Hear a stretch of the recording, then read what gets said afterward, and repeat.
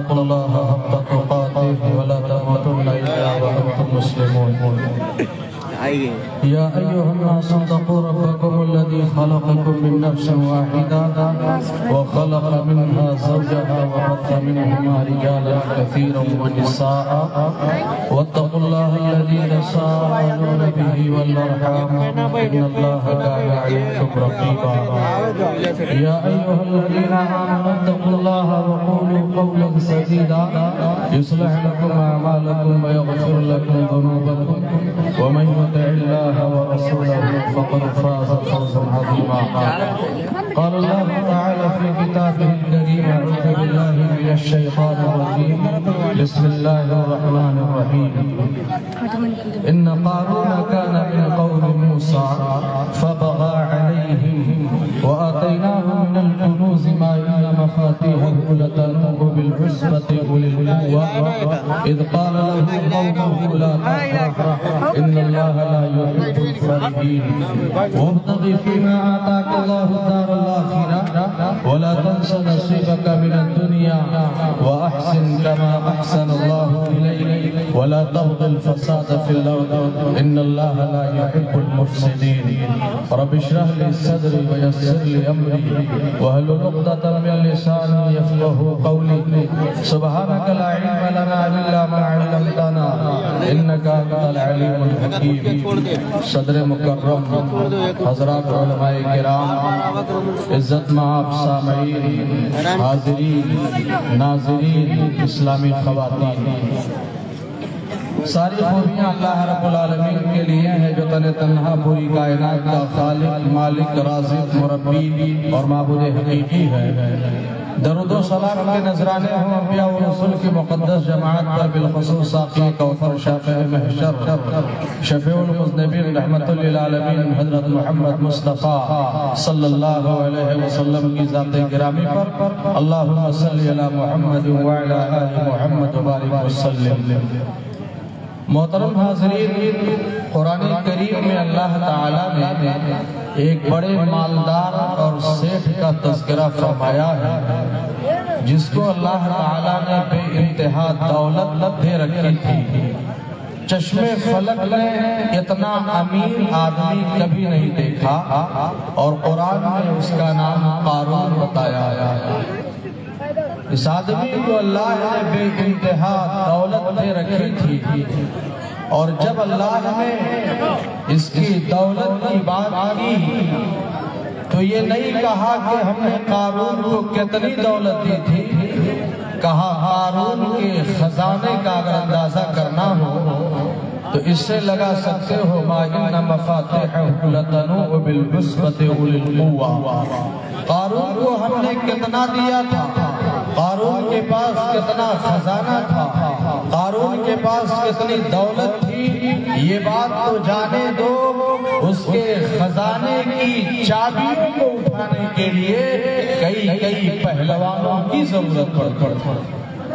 اب آپ سوچئے کہ جس آدمی کے خزانے کی چابیوں کو اٹھانے کے لیے کئی مزدوروں اور پہلوانوں کی ضرورت پڑتی ہو، اس کے خزانے کا عالم کیا رہا. مفسرین نے لکھا تحمل مفاتیح خزائنہ علی 60 بغلہ، اس کے خزانے کی چابیوں کو 60 خچروں پر لادا جاتا تھا. اللہ اکبر. قارون کے خزانے کی چابیوں کو 60 خچروں پر لادا جاتا تھا. اب جس کے خزانے کی چابیوں کا یہ عالم ہو، اس کے پاس خزانہ کتنا رہا. وقت کے جلیل القدر پیغمبر حضرت موسیٰ علیہ السلام نے کہا اللہ کے بندے، اللہ نے تجھے بڑی دولت دے رکھی ہے تو اس کا تقاضا یہ ہے کہ وَأَحْسِنْ كَمَا أَحْسَنَ اللَّهُ إِلَيْكَ، لوگوں کے ساتھ ویسے ہی احسان کرو، اچھا معاملہ کرو جیسے اللہ نے تیرے ساتھ اچھا سلوک کیا ہے، تجھے اللہ نے نوازا ہے. قارون نے کہا میں اپنی کمائی اور اپنی دولت کا ایک بھی حبہ، ایک بھی دانہ، ایک بھی سکہ میں ان غریبوں، فقیروں، یتیموں اور بیواؤں کے حوالے کرنے والا نہیں۔ جس دولت کو میں نے بڑی محنت سے کمایا ہے، میں نے اپنے خون اور پسینے کو ایک کیا ہے، بڑی مشقت سے میں نے جس دولت کو کمایا ہے، یہ کیسے ممکن ہے کہ اس دولت کا ایک بھی حبہ میں غریب اور محتاج ہو؟ ناشکری کی، ظلم کیا، اللہ رب العالمین کو ناراض کیا۔ اللہ نے قارون کو اس کے خزانے کے ساتھ زمین میں دھسا دیا۔ سوال یہ ہے کہ قرآن کریم میں جو اللہ نے قارون کا تذکرہ کیا، کیا اس لیے کہ ہم صرف جان لیں، ہمارے کانوں کو اچھا لگے، یا اس کے پیچھے کوئی مقصد ہے، اس کے پیچھے کوئی پیغام ہے، یا اس کے پیچھے دروس اور عبرتیں ہیں؟ قرآن کریم میں اللہ تعالیٰ نے قارون کا تذکرہ کیوں کیا؟ قارون کے قصے سے سبق کیا ملتا ہے؟ قارون کے واقعے سے پیغام کیا ملتا ہے؟ آج انشاءاللہ اس پروگرام میں یہی بتانے کی کوشش کروں گا کہ اللہ تعالیٰ نے قارون کا جو قصہ بیان کیا ہے، اس کے پیچھے پیغامات اور مقاصد کیا؟ قارون کے واقعے سے جو پہلا سبق ملتا ہے، قارون کے واقعے سے جو پہلا پیغام ملتا ہے، وہ یہ ہے کہ حسب نسب اور خاندان کی بنیاد پر کوئی آدمی اللہ کی نگاہ میں بڑا نہیں بنتا اگر ایمان اور عمل سے خالی ہے۔ حسب نسب اور خاندان کی بنیاد پر کوئی بڑا نہیں ہوتا اگر وہ ایمان سے اور عمل سے خالی ہے۔ پیارے پیغمبر فرماتے ہیں، من بطأ به عمله لم يسرع به نسبه، جو عمل کے اعتبار سے پیچھے ہو گیا اس کا خاندان اسے بڑا نہیں بنتا۔ قارون کون تھا؟ یہ موسیٰ علیہ السلام کا سگا چچا تھا۔ قارون کون تھا؟ بعض مفسرین کہتے ہیں کہ موسیٰ علیہ السلام کے چچا کا لڑکا تھا۔ اگر چچا ہے تو بھی نبی کے خاندان کا ہے، چچا کا لڑکا ہے تو بھی خاندان نبوت کا ہے۔ اتنے بڑے پیغمبر کے خاندان کا ہے، اتنے بڑے پیغمبر سے اس کا رشتہ جڑا ہوا ہے، لیکن ایمان سے خالی ہو گیا، عمل سے خالی ہو گیا، اللہ کی نظروں سے گرا، اللہ نے زمین میں قارون کو دھسا دیا۔ دو مثالیں میں آپ کے سامنے رکھ رہا ہوں۔ پیارے نبی صلی اللہ علیہ وسلم کے پیارے نبی کے چچا نام ابو لہب، بڑی محبت کیا کرتا تھا نبی کا یہ چچا۔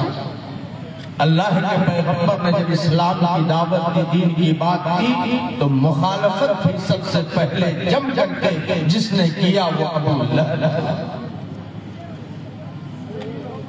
کھل کر کے جو دشمنی میں آیا وہ ابو لہب تھا، مخالفت جس نے کی وہ ابو لہب تھا، جس نے یہ کہا تھا تبّ لک یا محمد الہٰذا جمعتنا، اے محمد تیرا ستیہ ناز ہو، تیرے لیے بربادی ہو، کیا اسی لیے تو نے ہمیں یہاں اکٹھا کیا؟ نتیجہ کیا ہوا؟ قرآن کریم میں اللہ نے ایک سورت نازل فرما دی، تبت یدا ابی لہب وتب ما اغنی عنہ مالہ وما کسب سیصلی نارا ذات لہب وامرأتہ حمالۃ الحطب فی جیدہا حبل من مسد۔ کہا تباہی میرے سرکار کے لیے نہیں ہے، ذلت میرے پیغمبر کے لیے نہیں ہے، بربادی ابو لہب تیرے لیے ہے، تو دنیا میں بھی ذلیل ہوگا اور آخرت میں بھی تیرے لیے ذلت و رسوائی۔ میں بتانا یہ چاہتا ہوں، نبی محترم کے خاندان کا ہے، نبی کا سگا چچا ہے، خاندان نبوت کا ہے، لیکن اس بڑے خاندان سے جڑنے کے باوجود بھی اسے کوئی مقام نہیں ملا، کیونکہ وہ عمل سے دور ہو گیا اور ایمان سے دور ہو گیا۔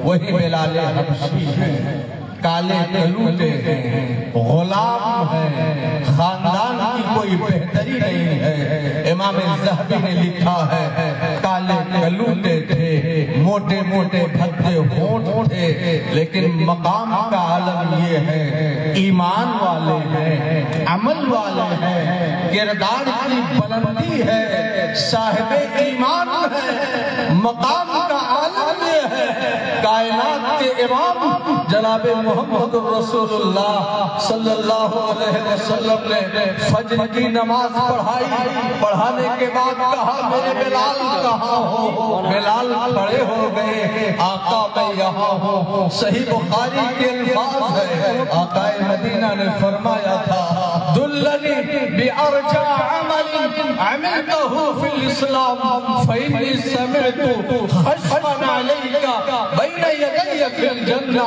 کہا وہ میرے بلال تم کون سا عمل کرتے ہو جس کی بنیاد پر جنت میں نے اپنے آگے تمہارے چلنے کی آواز سنی ہے؟ وہ کون سا عمل ہے جس کی بنیاد پر تمہیں اتنا مقام ملا ہے، اتنا مرتبہ ملا ہے؟ یہ بلال ہے، یہ بلال ہے، یہ بلال کی شان ہے، یہ بلال کا مقام ہے۔ شاعر کہتا ہے خدا کے گھر کا غلاف کالا سیاہ رنگی بلال بھی ہے، خدا کے گھر کا غلاف کالا سیاہ رنگی بلال بھی ہے۔ اور خدا نہ دیکھے شکل کسی کی، عمل سے انسان جمال بھی ہے۔ انسان کی خوبصورتی ایمان کے ساتھ ہوتی ہے۔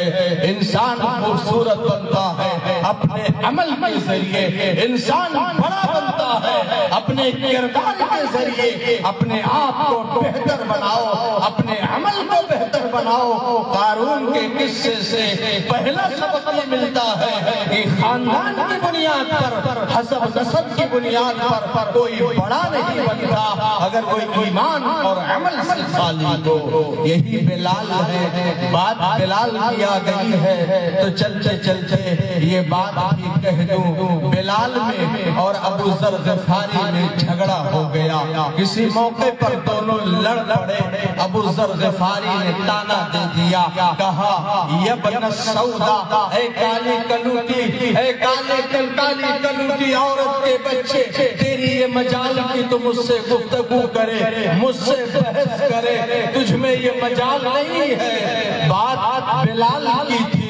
پیغمبر اسلام کا یہ صحابی رو پڑا، خاموشی سے آتے ہیں، آقا مدینہ کے پاس پہنچتے ہیں، رو رہے ہیں۔ کائنات کے امام نے سوال کیا میرے بلال کیا بات ہے اور رو کیوں رہے ہو؟ کہا میرے آقا ابو ذر نے ایسا کہا ہے، ابو ذر نے ایسی بات کہی ہے۔ نبی کا چہرہ بدل گیا، کہا ابو ذر کو بلا کر کے لاؤ۔ ابو ذر بلائے گئے، کہا سابقت امہ، یہ ابو ذر کیا تم نے اس کی ماں کو برا بھلا کہا ہے؟ کیا تم نے ایسی بات کہی ہے؟ ابو ذر تسلیم کرتے ہیں، آقا میں نے بات کہی ہے، مجھ سے کوتاہی ہو گئی ہے۔ پیغمبر اسلام نے فرمایا یا ابا ذر انک امرؤ فیک جاہلیہ، یہ ابو ذر ابھی تیرے اندر سے جاہلیت کی مہک نہیں گئی، جو بات تم نے کہی ہے بہت غلط بات ہے، یہ جاہلیت کی باتیں ہیں، ایسی باتیں نہ کہا کرو۔ نبی نے سمجھا دیا، معاملے کو ختم کر دیا، مجلس ختم ہوئی، بلال باہر نکلے، ابو ذر آگے بڑھے، اپنے چہرے کو زمین پر رکھ دیا، کہا بلال اللہ کی قسم ہے جب تک تم اپنے پیروں سے میرے چہرے کو نہیں کچلو گے، ابو ذر اپنے چہرے کو اٹھانے والا نہیں ہے۔ میں چاہتا ہوں، میں نے تکلیف دی ہے، تمہیں اذیت پہنچائی ہے، اس کی سزا یہ ہے کہ اس چہرے کو اپنے پیروں سے کچل دو۔ کیا لوگ تھے، کیا لوگ تھے، چشم فلک نے ایسے لوگ نہیں دیکھے۔ یہ آغوش رسالت کے پروانے تھے، تربیت یافتہ تھے. ان کی تربیت کائنات کے امام محمد رسول اللہ صلی اللہ علیہ وسلم نے کی تھی. جب ابو ذر نے یہ بات کہی، حضرت بلال اور رو پڑے، آگے بڑھے اور ابو ذر کو اپنے سینے سے لگا لیا اور کہا اللہ کی قسم یہ کیسے ممکن ہے کہ بلال اپنے پیروں کو آپ کے سر پہ رکھے، اس پیشانی پر جو پیشانی اللہ کے حضور سجدے میں رہتی ہو. یہ ممکن نہیں ہے، یہ کسی صورت ممکن ہوئی. یہ بلال تھے، یہ ابو ذر تھے. میرے بھائیوں اور بزرگوں، پہلی بات چل رہی تھی کہ قارون کے قصے سے ہمیں سبق کیا ملتا ہے. پہلا پیغام یہ ملتا ہے کہ حسب نسب اور خاندان کی بنیاد پر کوئی بڑا نہیں ہوتا اگر وہ ایمان سے خالی ہو اور عمل سے خالی. قارون کے قصے سے دوسرا سبق یہ ملتا ہے کہ روزی کا مالک اللہ ہے.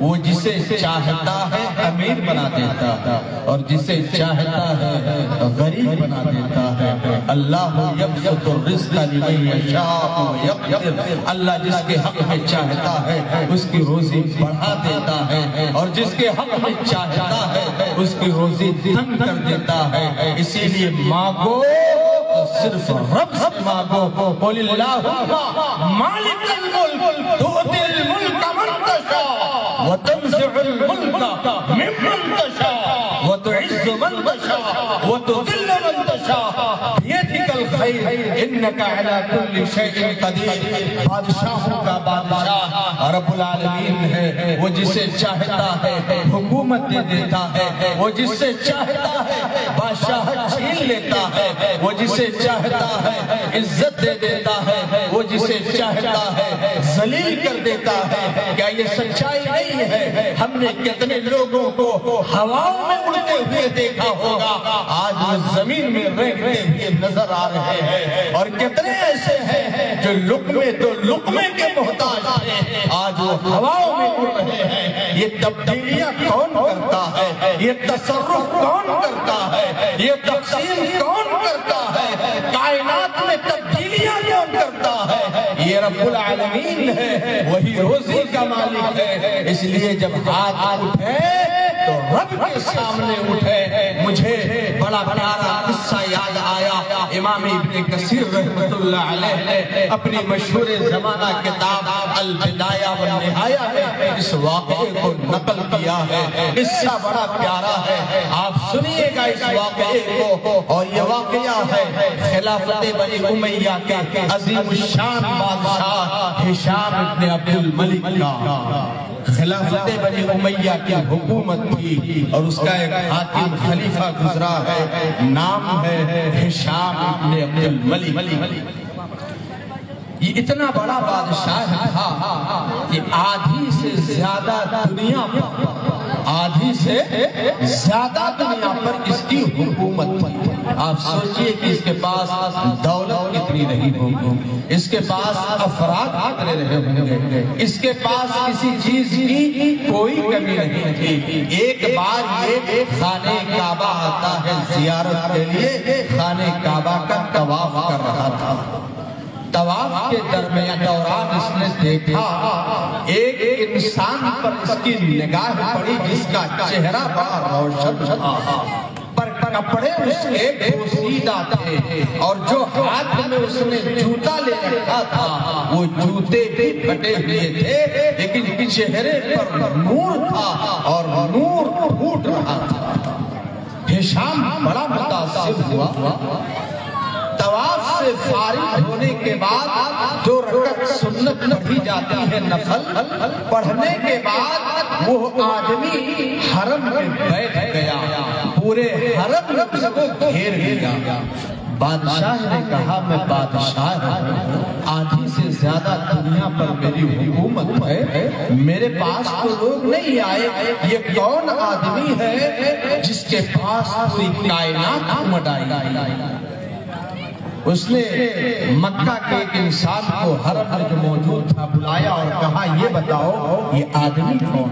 کہا آپ نہیں جانتے؟ کہا نہیں. کہا یہ مفتی مدینہ، یہ مفتی مدینہ حضرت سالم ابن عبداللہ ابن عمر ہیں، یعنی عمر فاروق کے پوتے ہیں. حضرت عمر کا نام ہم سب نے سنا، مسلمانوں کے دوسرے خلیفہ جن کی موافقت میں قرآن کریم کی آیتیں اترا کرتی تھی، وہ عمر فاروق جن کے بارے میں کائنات کے امام نے کہا تھا لو کان بعدی نبی لکان عمر، اگر میرے بعد کوئی نبی ہوتا تو عمر ہوتے.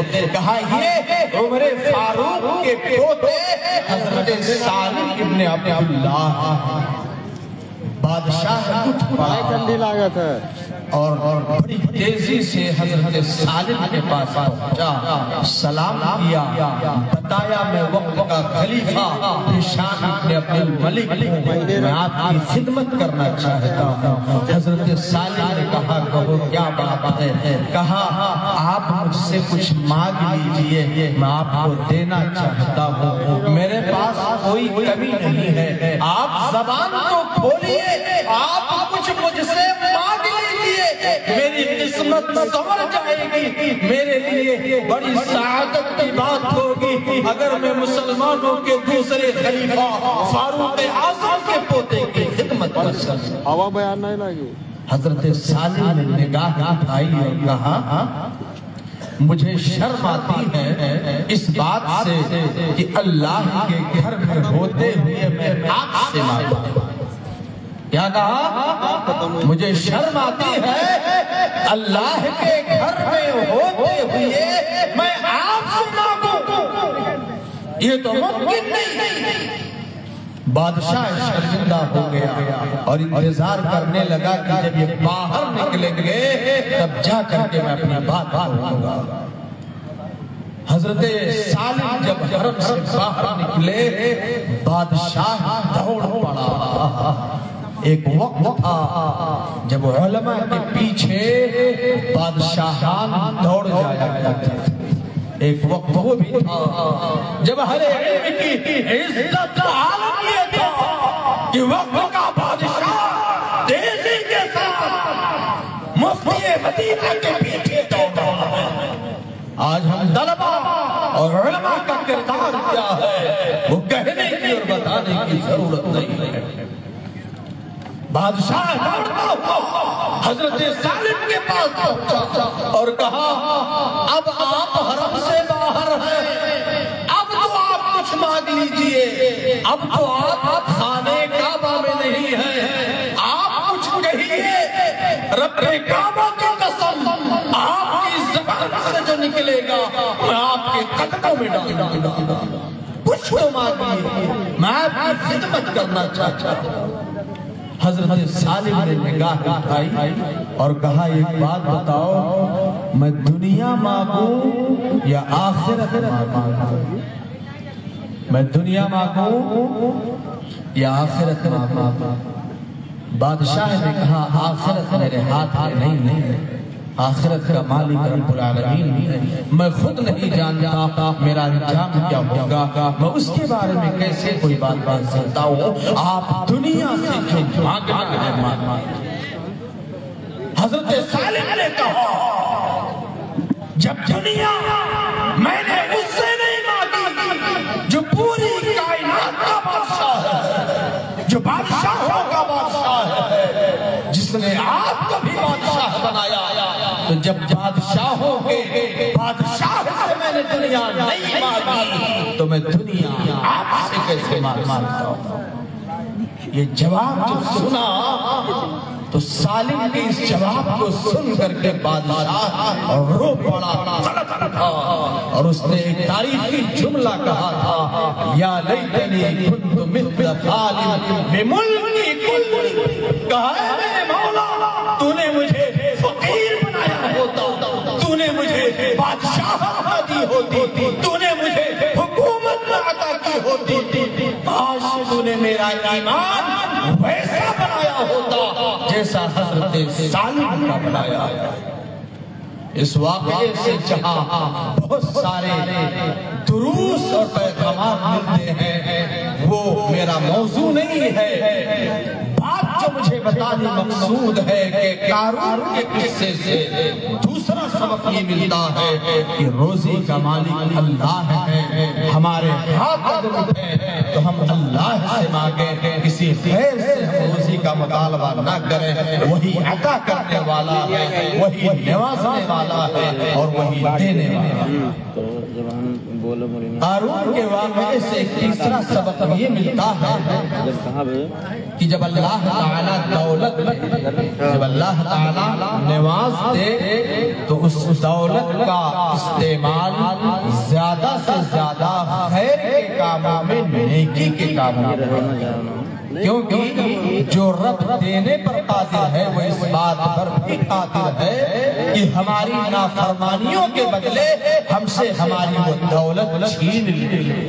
تو اللہ جب نواز دے تو ابو طلحہ بننے کی کوشش کرو، اللہ جب عطا کر دے تو عبد الرحمن ابن عوف بننے کی کوشش کرو، اللہ جب نواز دے تو عثمان غنی بننے کی کوشش کرو، قارون بننے کی کوشش نہ کرو۔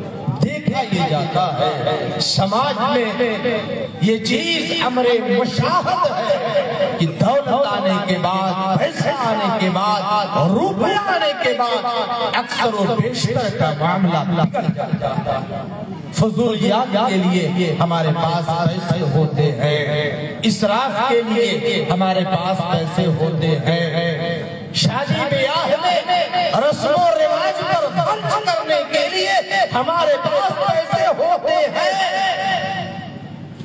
شیطانی کاموں میں خرچ کرنے کے لیے ہمارے پاس پیسے ہوتے ہیں، سماج میں اپنی پہچان بنانے کے لیے ہمارے پاس پیسے ہوتے ہیں، نام کو اونچا رکھنے کے لیے ہمارے پاس پیسے ہوتے ہیں۔ لیکن جب بات دین کی آتی ہے، اسلام کی آتی ہے، اللہ کی آتی ہے، اس کے پیغمبر کی آتی ہے، کار خیر کی آتی ہے، تو ہماری جیبوں سے پیسے نہیں نکلتے۔